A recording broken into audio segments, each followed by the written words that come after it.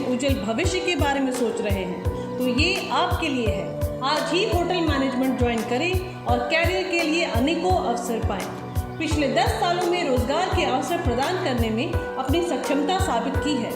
Goodwill institute of hospitality and catering technology ऐसी एकमात्र संस्था जिसके द्वारा 5000 से भी अधिक उम्मीदवारों को international hotels, resorts, cruise ships में रोजगार दिलाए गए। Goodwill institute of hospitality and catering technology, भर्ती जारी है। पता विजयनगरम, विशाखापट्टनम, आंध्र प्रदेश। नमस्कार, मैं अनिता न्यूज़ अंडमान 24/7 में आप सभी का स्वागत करती हूँ। आज हम आपको एक समाज सेविका से मिलाने जा रहे हैं जिन्होंने अंडमान में बहुत सारी समाज सेवाएं दी हैं।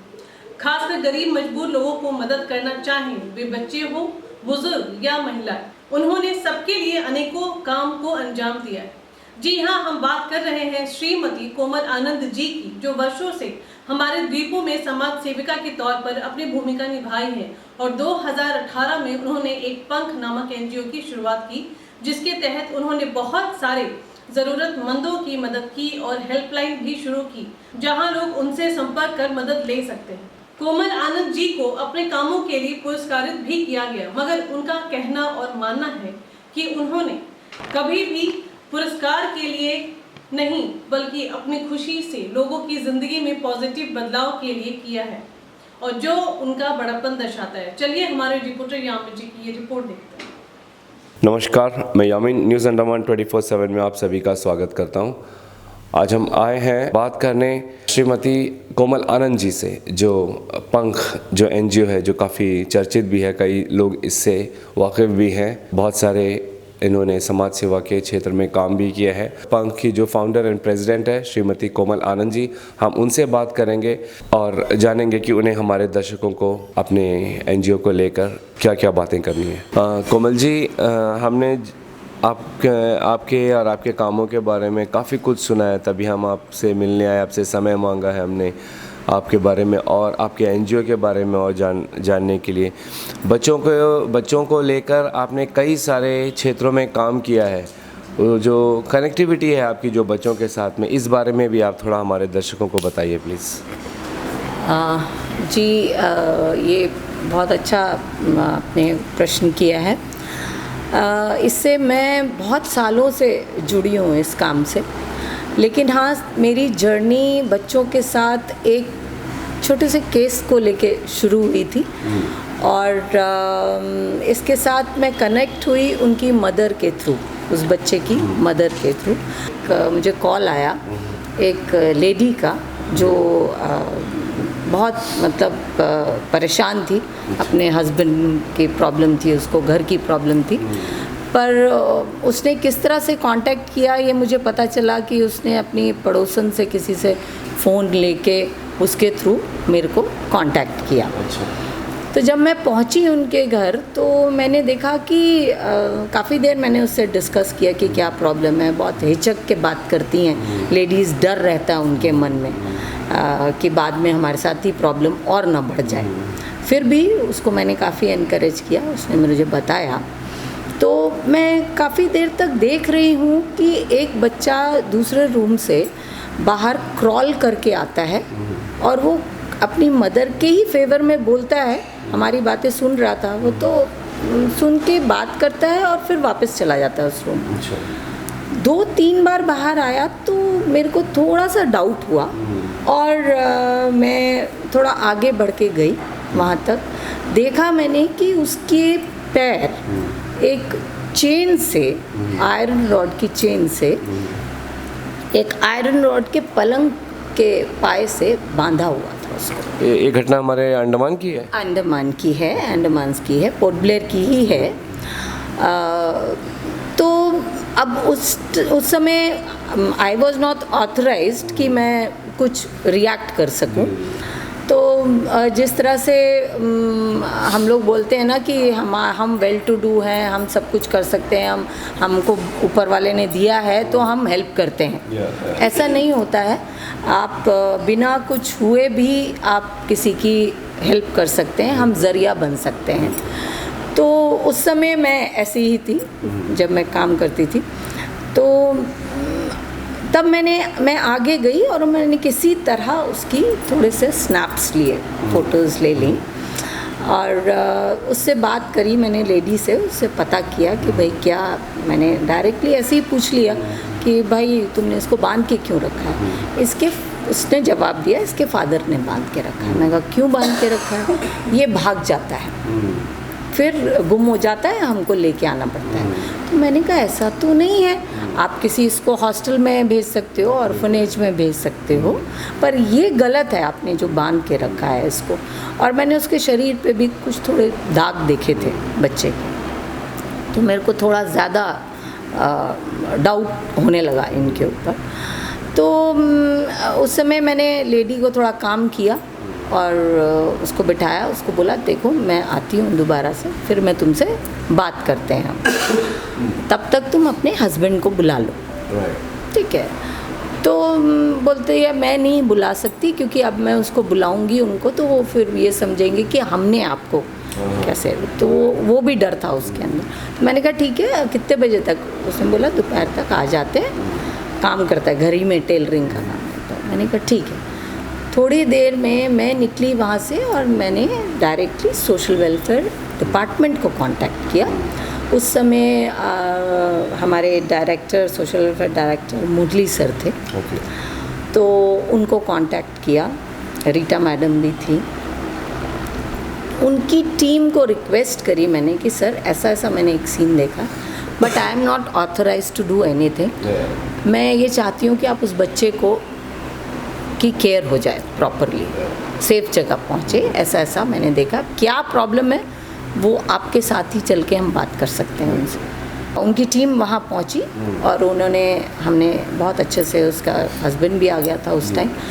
देन आई फाउंड कि वो आदमी थोड़ा साइकिक था, वो जिस तरह से घर का माहौल रखता था उसी तरह अपने बच्चे को ट्रीट करता था, उसी तरह अपनी वाइफ को ट्रीट करता था। उसकी वाइफ बाहर तक देख भी नहीं पाती थी, उसको इतना भी अलाउड नहीं था किसी से बात करना, सीधे अगर बाहर गई है सीधे घर, सीधे, मतलब इस तरह का माहौल था उसके घर का। She was tortured like anything. But उस समय मेरा दिमाग एकदम हट के उस बच्चे के पास, मेरी प्रायोरिटी बच्चा हो गया वो। तो उसको किसी तरह हमने फरारगंज लेके गई सोशल वेलफेयर की टीम। उनको माँ थोड़ा हेसिटेट भी कर रही थी कि किस तरह, डर भी रही थी कि बच्चे को कैसे भेज देंगे कहाँ। तो हमने बोला आप जाइए, साथ में देख के आइए वहाँ का माहौल, साथ में जाइए, देखिए वहाँ रहेगा आपका बच्चा। तो माँ को भी साथ में भेजा, वो छोड़ के आई उस बच्चे को। लेकिन बस इतना हुआ कि उस केस से मैंने बहुत कुछ सीखा। मैंने ये सीखा कि हर जो काम हम करते हैं, जिसकी भी हेल्प करते हैं, कुछ भी करते हैं, तो उसका बैकअप ज़रूर लें हम।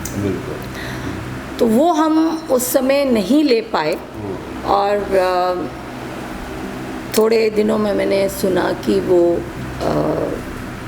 लेडी ने सुसाइड कर लिया था। तो ये मेरा एक रिग्रेट है कि मैंने ये चीज़ छोड़ी।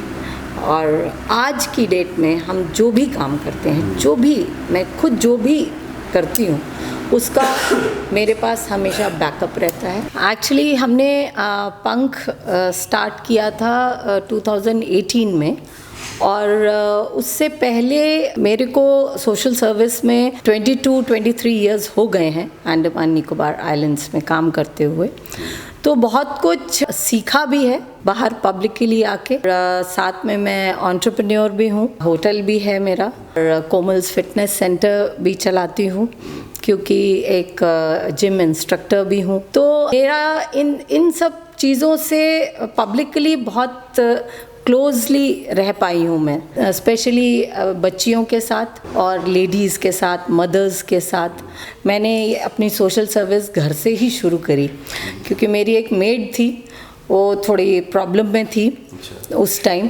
तो मैंने को आगे बढ़ के उसकी मदद करने की कोशिश करी थी और उसको बाहर निकाला था अपनी प्रॉब्लम्स से, को एनकरेज किया था बहुत। और आज वो एक गवर्नमेंट जॉब में है, उसमें भी काफ़ी मैंने मदद की उसको उसकी गवर्नमेंट जॉब दिलाने में। उसी समय से मैंने ये सोचा था कि इसकी ये हिचकिचाहट, एक औरत की हिचकिचाहट जो सबसे बड़ी हिचकिचाहट होती है, उसकी प्रॉब्लम्स को वो बाहर नहीं बोल पाती, तो उस चीज़ को मैंने उसको कोशिश करी कि क्यों ना मैं इसी से शुरू करूं, और शायद जब जहां इसकी हिचकिचाहट हटेगी तो शायद इसको देख के दूसरे भी एनकरेज हो पाए। कि एक यहाँ पोर्ट ब्लेयर दूरदर्शन में इंटरव्यू भी रखी थी और इसको मैंने कोशिश करी, एनकरेज किया कि तुम बोलो सबके सामने, ताकि तुम्हारे जैसी और भी जो हैं, चाहे लड़कियां ही हैं, छोटी लड़कियां हैं, लेडीज़ हैं, जो घरों में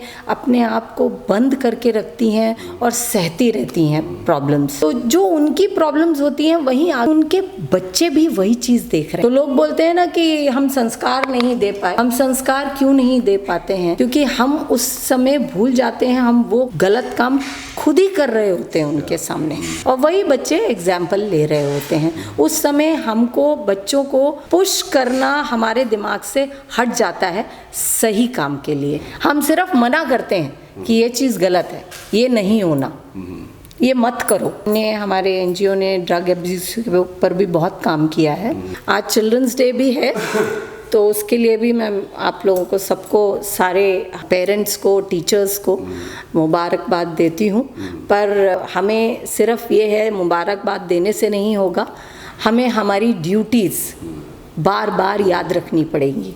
एक टीचर जो है वो भी एक मदर है, और एक मदर है, बोलते हैं कि पेरेंट्स पहले टीचर होते हैं अपने बच्चे के लिए। हाँ, छोटे ही बच्चे होते हैं तो हम उनको, बच्चे को प्यार भी करते हैं, छोटे बच्चे की तरह हग करते हैं, उसको बोलते हैं कि हाँ नहीं बेटा तूने बहुत अच्छा काम किया।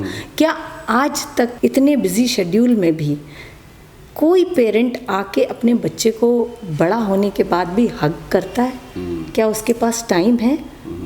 वो जो प्यार की बोलते हैं ना एक झप्पी, वो बहुत चीज़ें बदल देती है बच्चे की, और उसके अंदर से उसके डाउट्स जो वो बच्चा नहीं बताता आके अपने पेरेंट्स को, वो भी निकाल के सामने रख देगी। वो प्यार की झप्पी, वो एक छोटा सा टाइम अगर हम अपने बच्चों को दें, हम ना डिपेंड करें कि हमारा बच्चा स्कूल जा रहा है। अगर टीचर्स भी कोशिश करते हैं, नहीं बच्चे ने कुछ गलती करी तो टीचर भी कोशिश करते हैं, चाहे चलो नहीं भी हुआ, चलो एक प्यार से ऐसे हाथ भी लगा दिया कि बच्चे तूने गलत कर दिया, है ऐसी किया है मेरे टीचर ने। तो ना कि हम गलत तरीके से रिएक्ट करें स्कूल में जाके टीचर्स को। हमें चाहिए पहले बच्चे को पूछना, पहले समझाना कि क्यों हुआ ऐसा, रीज़न ढूंढना। हम नहीं कभी करते क्योंकि हमारे पास समय ही नहीं होता, हम सिर्फ गलतियां निकालने के लिए ही बैठे हैं। आज मैंने हमारा ये पंख नाम इसलिए सोचा था कि हम अपने बच्चों को और लेडीज़ को एक सुनहरे पंख दे सकें। मैम, मैं जानना चाहूँगा आपके जो एनजीओ है वो खासकर लेडीज़ और बच्चों पे कंसंट्रेट करते हैं इसी फील्ड में, राइट? नहीं, हम सीनियर सिटीजन्स के ऊपर भी काम करते हैं। उनकी देखभाल, मेरे पास काफ़ी सीनियर सिटीजन्स भी आते हैं।